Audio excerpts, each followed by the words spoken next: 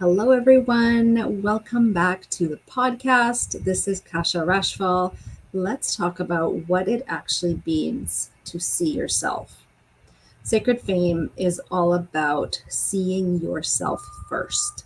Because in order to be seen out there in the world, it's important that you see yourself and you know who you are, because then you trust who you are out there in the world.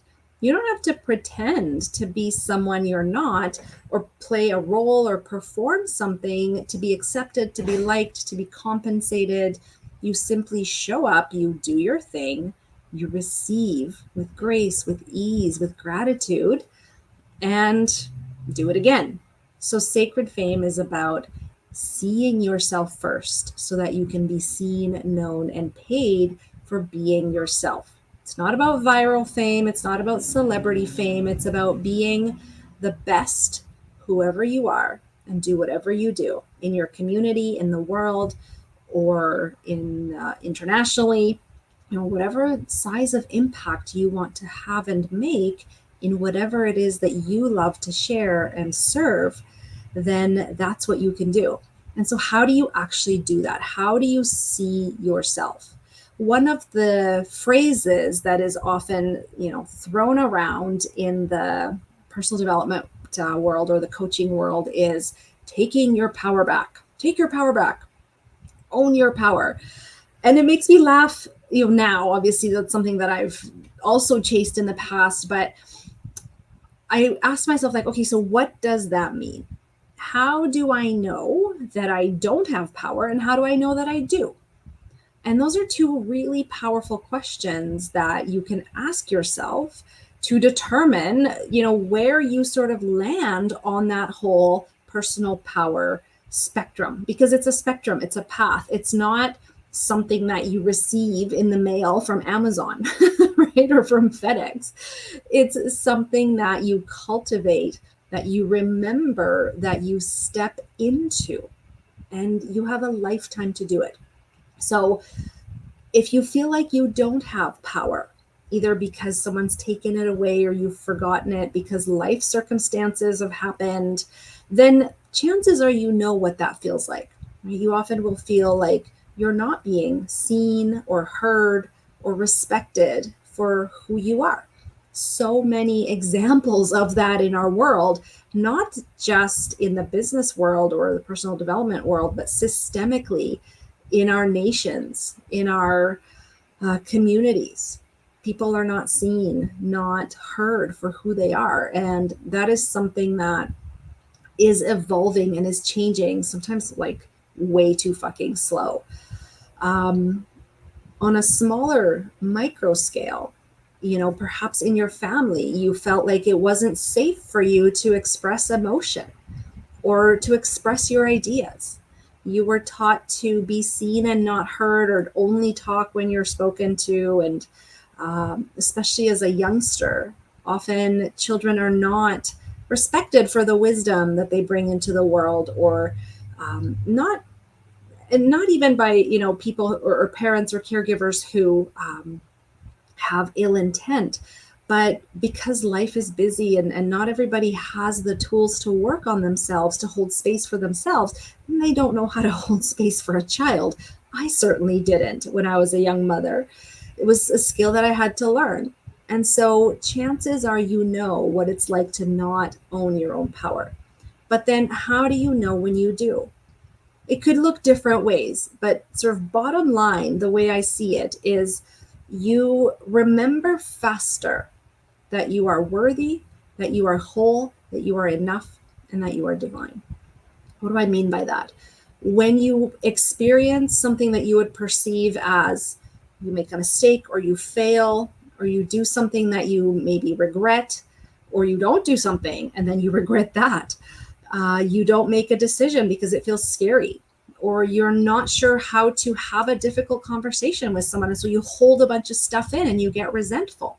When you do those things, but instead of beating up on yourself, you come to a place of presence and self-awareness with yourself, and you realize that it's okay to be human. It's okay to do these things, and then do something about them when you're ready.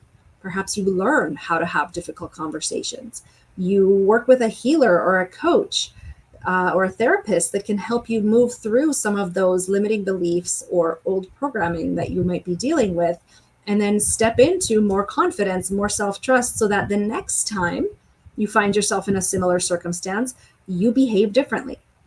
So underneath every action or everything that you could do to own your personal power is this idea of having your own back. No matter what, you have your own back, so you don't beat up on yourself. You hold a space of kindness and love and self-respect around yourself. You allow yourself to make mistakes, to screw up, to say the wrong thing, do the wrong thing, and you know that you can always make things right. You forgive yourself, right? You have your own back. That's what personal power means to me anyway. And so how do you know that you have your own back?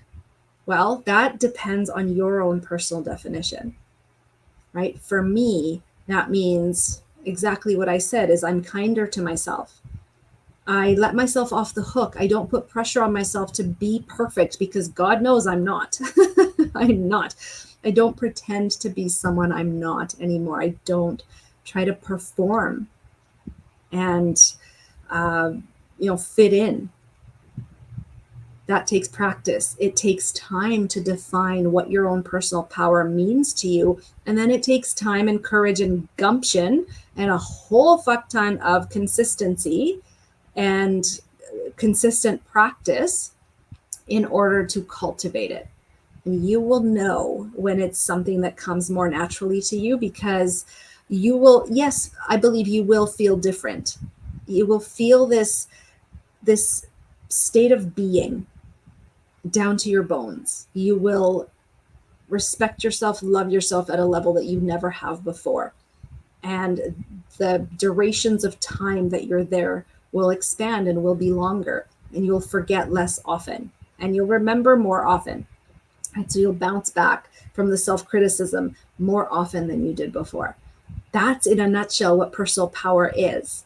And if you would like to have help accessing that, I would love to invite you to join me in the Sacred Fame Incubator, which is a 3-month container where we look at all of the things that stand in the way of you knowing, seeing, and being yourself, so that you can be known, seen, and paid for being yourself out there in the world. And it begins with a foundation of personal power. No matter where you are in your personal journey, your spiritual journey, you can always plug into more of your personal power, your soul wisdom, your own presence. And the Sacred Fame Incubator is a place where that happens. And I love holding space for that. I love seeing the light come into my clients' eyes when they connect the dots and they own their personal power in a deeper way. So if you're interested in that, let's have a conversation or reach out to me and I will send you the deets. And of course, if you're not on my email list, I invite you to join, because that's where I send out my juiciest soul wisdom and other super cool stuff. All right, everyone, I will see you next time on Sacred Fame.